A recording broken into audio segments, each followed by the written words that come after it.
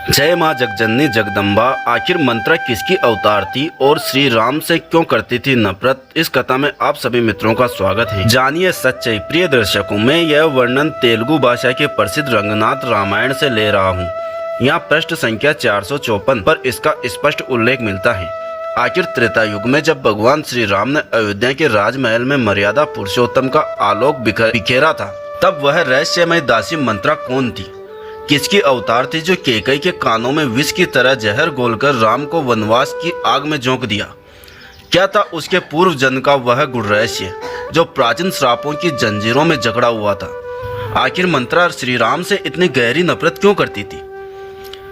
क्या यह केवल एक दासी का ईर्ष्यालु स्वभाव था या विष्णु अवतार से चली आ रही प्राचीन दुश्मनी का विषैला बीज था?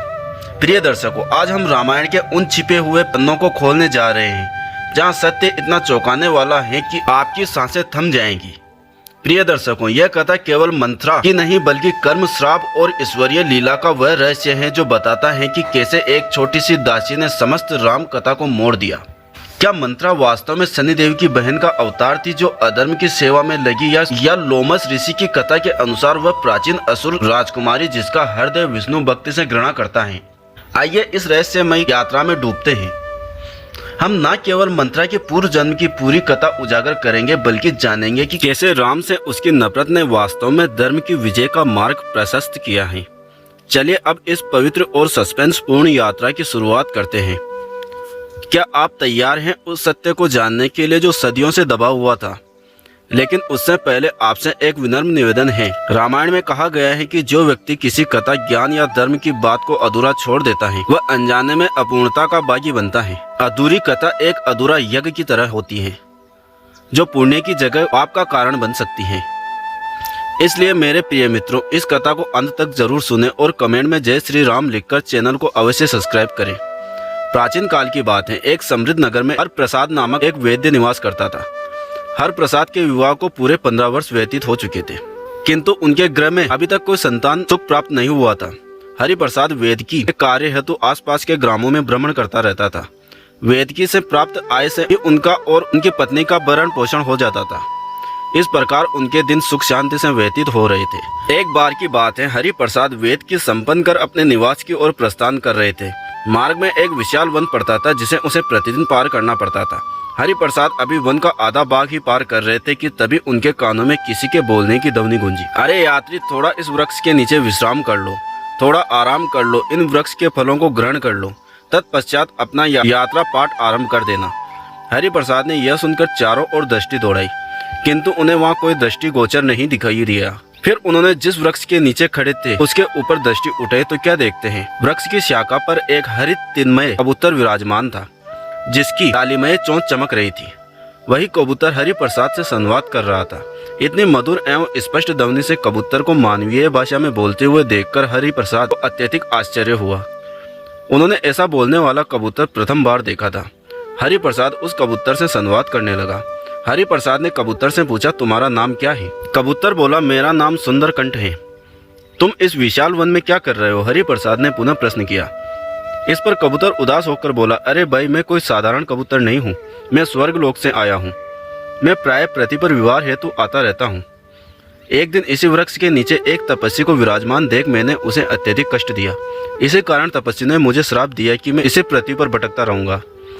अतएव तभी से मैं इसी वृक्ष पर विराजमान होकर अपनी भूल का प्रायश्चित कर रहा हूँ। वेद ने यह सुनकर कबूतर पर अत्यंत करुणा का भाव उत्पन्न हुआ।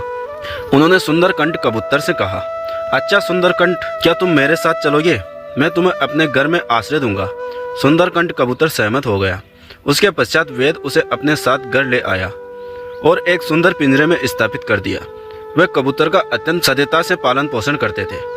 अनगिनत प्रकार के फल मेवे उसे प्रतिदिन अर्पित करते थे। एक बार की बात है, वेद थकान से व्याकुल होकर अपनी वेदिकी से लौटे तो उन्होंने कबूतर से कहा कि मैं थकित होकर आया हूँ, तुम मुझे कोई कथा सुनाया करो, कोई प्रसंग सुनाओ, कोई रहस्यमय कथा बतलाया करो। सुंदरकंठ कबूतर बोला, ठीक है मेरे स्वामी, कल से मैं तुम्हें रहस्यमय कथा सुनाऊंगा, तुमसे संवाद करूंगा, अभी तुम विश्राम कर लो। थकान से व्याकुल हो अगले दिन हरिप्रसाद वेद जागृत होकर अपनी पत्नी सौभाग्यवती से बोले, अरे सौभाग्यवती, आज तो खीर और मालपुए ग्रहण करने का मन कर रहा है, तुम खीर और मालपुए तैयार करो। मैं वेद की संपन्न कर शीघ्र लौट रहा हूँ। इतना कहकर हरिप्रसाद वेद अपना औषधि पत्रिका उठाकर ग्राम की ओर प्रस्थित हो गए। इधर सौभाग्यवती ने खीर तैयार की, उनमें अनेक प्रकार के मेवे अर्पित किए। खीर की सौम्य सुगंध समस्त घर में व्याप्त हो गई। तत्पश्चात उन्होंने मालपुए भी बनाए। मालपुए और खीर को बर्तनों में ढककर रख दिया और पतिदेव का प्रतीक्षण करने लगी। चंचला स्वभाव की सौभाग्यवती स्वयं को वश में न रख पा रही थी। वे बार बार बर्तनों को उठाकर झांकती और खीर मालपुए को देखती। जितनी बार देखती उतनी ही ग्रहण करने की इच्छा प्रबल होती जाती। उन्होंने विचार किया, पता नहीं मेरे पतिदेव कितनी देर में लौटेंगे, मैं अपने भाग्य का खीर और मालपुआ ग्रहण कर लूं। उन्होंने अपने भाग्य का खीर और मालपुआ निकालकर ग्रहण कर लिया, किंतु खीर इतनी स्वादिष्ट थी कि वह स्वयं पर नियंत्रण न रख सकी। थोड़ी ही देर में उन्होंने समस्त खीर और मालपुए ग्रहण कर डाले। थोड़ी ही देर बाद हरिप्रसाद घर पहुंचे। उन्होंने घर में पात प्रहार करते हुए कहा, अरे सौभाग्यवती, खीर की तो अत्यंत सुगंध आ रही है, लाओ शीघ्र मालपुए और खीर प्रस्तुत कर दो। वे पद्यासन में विराजमान होकर हाथ मुख शुद्ध करके बैठ गए। अब सौभाग्यवती तो व्याकुल हो गई, क्योंकि खीर मालपुए तो उन्होंने स्वयं ही ग्रहण कर लिया। अब उन्हें कहां से लाकर प्रस्तुत करें। उन्होंने मन में एक योजना रची और निस्तब्ध मन से हरिप्रसाद के समीप जाकर बोली, देखो जी, मुझे अत्यधिक सुधा लग रही थी, अतः मैंने अपने बाग का मालपुआ और खीर ग्रहण कर लिया। तुम्हारा बाग मैंने ढककर रसोई में रख दिया, किंतु दुष्ट बिल्ली आ गई और उसने समस्त खीर और मालपुए ग्रहण कर लिए। बताओ मैं क्या करूं? हरिप्रसाद बोले, चलो इसमें किसी का दोष नहीं है। बिल्ली ने ग्रहण कर लिया तो कर लिया, किंतु मुझे अत्यधिक भूख लग रही है, तुम मेरे लिए कुछ भोजन तैयार कर दो। सौभाग्यवती ने यह सुनकर रसोई में भोजन निर्माण हेतु चली गई। इधर हरिप्रसाद कबूतर के समीप आए और पूछा कि बताओ आज का दिवस कैसा व्यतीत हुआ। कबूतर बोला, आज का दिवस अत्यंत आनंदपूर्ण व्यतीत हुआ, किंतु मैं तुम्हें एक रहस्य बताना चाहता हूँ। तुम्हारी पत्नी तुमसे असत्य कह रही है कि खीर और मालपुए बिल्ली ने ग्रहण कर लिए। वास्तव में खीर और मालपुए तुम्हारी पत्नी ने ही ग्रहण किए हैं। देखो तो कैसी स्त्री है, अपने पति से असत्य बोलती है। कबूतर जोर जोर से हंसने लगा। कबूतर की बात सुनकर हरिप्रसाद ने अपनी पत्नी से कुछ न कहा। वे मौन भाव से विराजमान रहे और जो कुछ पत्नी ने लाकर प्रस्तुत किया उसे मौन भाव से ग्रहण कर लिया, किंतु पत्नी ने कबूतर की बात सुन ली थी। अब तो यह प्रतिदिन की बात हो गई। कबूतर हरिप्रसाद की पत्नी की पोल खोलता रहता था। जितना प्रेम हरिप्रसाद कबूतर से करता था, उतनी ही घृणा सौभाग्यवती कबूतर से करने लगी, क्योंकि प्रतिदिन कबूतर उसकी पोल खोलता रहता था। अब कबूतर उसे अंगूठे के समान भी न छुआता था। एक दिन हरिप्रसाद और उनकी पत्नी का अत्यंत उग्र विवाद हुआ। सौभाग्यवती ने हरिप्रसाद से कहा, देखो जी, इस घर में अब या तो यह कबूतर रहेगा या मैं रहूंगी। अब तुम विचार कर लो कि तुम्हें किसे आश्रय देना है। हरिप्रसाद यह सुनकर अत्यंत व्याकुल हो गए, क्योंकि वे कबूतर से अत्यधिक प्रेम करने लगे थे और कबूतर को घर से निष्कासित करने का विचार भी वे न कर सकते थे। किंतु हरिप्रसाद अपनी पत्नी से भी गहन प्रेम करते थे, अतः उन्होंने कबूतर को घर से निष्कासित करने का निश्चय कर लिया।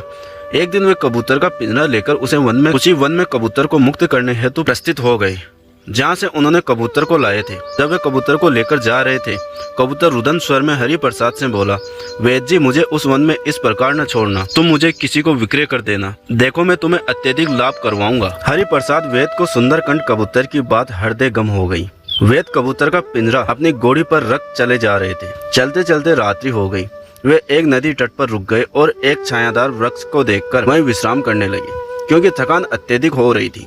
उन्होंने विचार किया कि रात्रि में वन में यात्रा उचित नहीं होगी, आगे विशाल वन है, अतः नदी तट पर इसी वृक्ष के नीचे रात्रि व्यतीत कर लूं। प्रातः काल जागृत होकर नगर में जाकर किसी धनवंत व्यक्ति को यह कबूतर विक्रय कर दूंगा। हरिप्रसाद वेद ने घोड़ी को पेड़ से बांधा, पिंजरा निकट रखा और पेड़ से सटकर शयन करने लगे।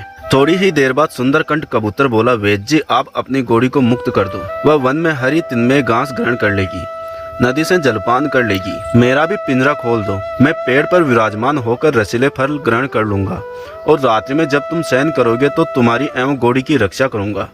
यह सुनकर वेद बोले, नहीं, मेरी घोड़ी भाग जाएगी और तुम उड़ जाओगे। सुंदरकंठ कबूतर बोला, अरे वेद जी, मुझ पर विश्वास करो, मैं उड़कर कहाँ जाऊंगा, मैं यहीं वृक्ष पर विराजमान होकर रात्रि में तुम्हारी एवं तुम्हारी घोड़ी की रक्षा करूंगा। वेद ने घोड़ी एवं कबूतर दोनों को मुक्त कर दिया। घोड़ी निकट ही घास चढ़ने लगी और कबूतर उड़कर वृक्ष पर विराजमान हो गया। रसीले फल ग्रहण करने के पश्चात वह वृक्ष पर विराजमान होकर पहरा देने लगा। इधर वेद की निद्रा लग गई। आधी रात हो गई थी। सुंदरकंठ कबूतर वृक्ष पर विराजमान होकर घोड़ी एवं वेद की रक्षा कर रहा था। तभी उसने देखा कि नदी से एक श्वेत रंग का घोड़ा निकलकर वेद जी की घोड़ी के समीप आया। उसने फुसफुसाकर घोड़ी के कण में कुछ कहा। घोड़ी घोड़े के साथ झाड़ियों के पीछे चली गई। सुंदरकांड कबूतर ने देखा कि दोनों में प्रेम प्रसंग चल रहा है। उसने एक बार तो विचार किया कि वेद जी को जगा दूं, किंतु कुछ विचार कर वह वेद जी को न जागृत किया। थोड़ी देर बाद घोड़ी उस झाड़ी से निकलकर अपने स्थान पर खड़ी हो गई और वह घोड़ा जल में पुनः प्रविष्ट होकर दृष्टि से ओझल हो गया। प्रातःकाल वेद जी की जागृति हुई, किंतु कबूतर ने रात्रि का प्रसंग उन्हें न बताया। कबूतर को लेकर अपनी घोड़ी पर विराजमान होकर वेद एक नगर में पहुंचे, जहां जाकर उन्होंने चौराहे पर पिंजरा लटका दिया और जोर जोर से उद्घोष करने लगे। बोलने वाला अनुपम कबूतर ग्रहण कर लो, इसकी कीमत यदि कोई अर्पित कर सके तो इसे ले जाओ। यह उद्घोष नगर के कोतवाल के कानों में भी पहुंचा। वे वेद के समीप आए और बोले, हे यात्री, ऐसा कबूतर हमारे नगर के राजा सूर्यसेन को ग्रहण करना है। उन्हें लंबे समय से मानवीय भाषा में बोलने वाले कबूतर की अभिलाषा है। तुम मेरे साथ राजमहल चलो, मैं अभी वहीं प्रस्थित हो रहा हूँ। यह सुनकर वेद अपने कबूतर का पिंजरा एवं घोड़ी लेकर राज दरबार पहुंचे। राजा ने उस बोलने वाले अद्भुत पक्षी को देखकर वेद से पूछा, इसकी क्या कीमत लगाई है तुमने? इससे पूर्व कि वेद कुछ बोले, कबूतर स्वयं ही बोला, मेरी कीमत 10,000 स्वर्ण मुद्राएं हैं। राजा ने कबूतर के मुख से यह सुनकर अत्यंत प्रसन्नता अनुभव की। उन्हें लंबे समय से ऐसे कबूतर की खोज थी। राजा ने बिना किसी प्रश्न के वेद को 10,000 स्वर्ण मुद्राएं अर्पित कर दी। फिर कबूतर ने धीमे स्वर में राजा के कान में कहा, महाराज, इसके पास एक घोड़ी है, उस घोड़ी को भी ग्रहण कर लो। वह गर्भवती है और अद्भुत अश्व को जन्म देगी। कबूतर की बात सुनकर राजा को आश्चर्य पर आश्चर्य हो रहा था। उन्होंने बिना चिंतन के घोड़ी की कीमत अर्पित कर वेद से घोड़ी भी ग्रहण कर ली। वेद अत्यंत प्रसन्न हुए। अब उनकी दरिद्रता के दिन समाप्त हो गए थे। उनकी पत्नी भी अत्यंत प्रसन्न हो गई। अब वेद ने कबूतर से विदा ली और अपने घर की ओर प्रस्थित हो गए। इधर राजा कबूतर से अत्यंत प्रेम करने लगे। वे उसे अपने कक्ष में ही रखते थे। राजा को जब भी अवकाश मिलता वे कबूतर से घंटों संवाद करते। राजा की 4 रानियां थीं और चारों एक से बढ़कर एक सुंदर। एक बार की बात है, राजा को किसी अन्य राज्य में कार्य पड़ गया। राजा अपने घोड़े पर आरूढ़ होकर उस नगर हेतु प्रस्तुत हो गए। प्रस्थान से पूर्व उन्होंने अपनी चारों रानियों से कहा, सुनो रानियों, तुम्हें इस कबूतर का सत्यता से पालन पोषण करना है। देखो, इसे किसी प्रकार का कष्ट न हो। चारों रानियां कबूतर के कक्ष में आकर विराजमान हो गई और कबूतर से बातें करने लगी। सुंदरकांड कबूतर भी उनका अत्यधिक मनोरंजन कर रहा था। तभी एक रानी ने कबूतर से पूछा, एक कबूतर, हमें बताओ, हम चारों में सबसे सुंदर कौन है? कबूतर ने मासूमियत से उत्तर दिया, तुम चारों ही सुंदरी हो सिवाय एक के। भला वह कौन? रानियों ने पूछा। कबूतर ने सबसे छोटी रानी की ओर संकेत किया, जबकि उस रानी को राजा सबसे अधिक प्रेम करते थे। सुंदरकांड कबूतर की बात सुनकर तीनों रानियां खिलखिलाकर हंसने लगी, किंतु छोटी रानी के हृदय पर तो जैसे बाण प्रहार हो गया हो। वे रोग का बहाना बनाकर अनसुनी कर अपने कक्ष में जाकर शयन करने लगी। संध्या समय राजा लौटे तो छोटी रानी को न देखकर पूछने लगे, छोटी रानी कहाँ है? आज दृष्टि गोचर नहीं हुई है। किसी ने बताया छोटी रानी रोगग्रस्त है और अपने कक्ष में शयन कर रही है। राजा तुरंत दौड़कर उनके पास गए और पूछा, क्या हुआ छोटी रानी? छोटी रानी बोली, राजन, मैं अत्यंत रोगग्रस्त हूँ। राजा बोले, तो क्या वेद को आह्वान न किया? हाँ, आह्वान तो किया था। तो वेद ने क्या कहा? रानी बोली, वेद कहते हैं कि किसी कबूतर का मांस ग्रहण करोगी तो तुम्हें आरोग्य प्राप्त हो जाएगा। अब देखो, हमारे महल में एक कबूतर है, उसी का मांस तुम मुझे अर्पित करो, मैं ठीक हो जाऊंगी। राजा ने यह सुनकर दक रह गए, किंतु राजा अपनी छोटी रानी से अत्यधिक प्रेम करते थे। वे रानी को नकार न सके। राजा कबूतर को वध करने हेतु अपने कक्ष की ओर प्रस्थित हो गए। राजा ने पिंजरे से कबूतर को निकाला और समस्त प्रसंग कह सुनाया। हे मेरे प्रिय कबूतर, मेरी छोटी रानी को तुम्हें ग्रहण करना चाहती है, मुझे क्षमा कर देना, मैं विवश हूँ। मैं तुमसे गहन प्रेम करता हूँ, किंतु तुमसे अधिक प्रेम मैं अपनी छोटी रानी से करता हूँ। मृत्यु से पूर्व यदि तुम्हारी कोई अंतिम इच्छा है तो कहो, मैं अवश्य पूरा करूँगा। कबूतर ने उदास होकर कहा, महाराज, मैंने लंबे समय से खुला आकाश नहीं देखा। मैं पंख फड़फड़ाकर खुले आकाश में विहार करना चाहता हूँ। आगे की कहानी भाग 2 में जरूर देखें। धन्यवाद।